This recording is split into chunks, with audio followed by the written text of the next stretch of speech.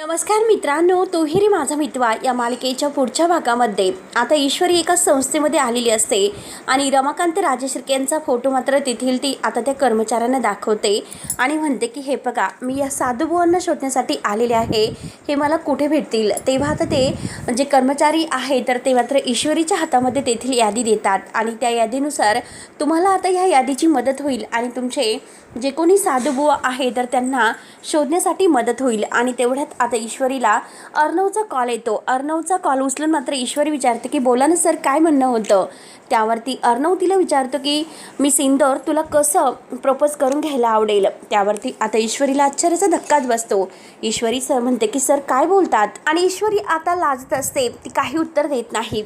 तर अर्णव ईश्वरी एकमेकांबरोबर बोलतच आहे, परंतु ईश्वरी एकदम स्तब्ध होते. त्यानंतर आता इकडे वल्लरी अंजलीचे कान भरते. तो अर्णव आधी बायकोचा बैल बनलेला आहे. त्यावरती अंजली म्हणते की हो ना, त्या ईश्वरीचं सर्व काही ऐकतो आणि हे सगळं ईश्वरीमुळेच होत आहे असे आता वल्लरी आणखीनच कान भरते. आणि अंजली म्हणते की हो, तिच्याचमुळे होते. आणि आता लगेच अंजली ते वल्लरी तिला म्हणते की हे बघ, आता तुला काहीतरी करावं लागेल, असं काहीतरी करावं लागेल की जेणेकरून ही ईश्वरी कायमची आता अर्णवच्या आयुष्यातून निघून जाईल. तेव्हा आता अंजली विचारते की नक्की काय करावं लागेल. त्यानंतर आता इकडे ईश्वरी मात्र रमाकांतच्या जवळ येते. रमाकांतला ती शोधते आणि बाबा बाबा करत मात्र आता त्यांच्या जवळ आलेली आहे. आणि शेवटी रमाकांतच्या जवळ आल्यानंतर ती बाबा असा शब्द म्हणते.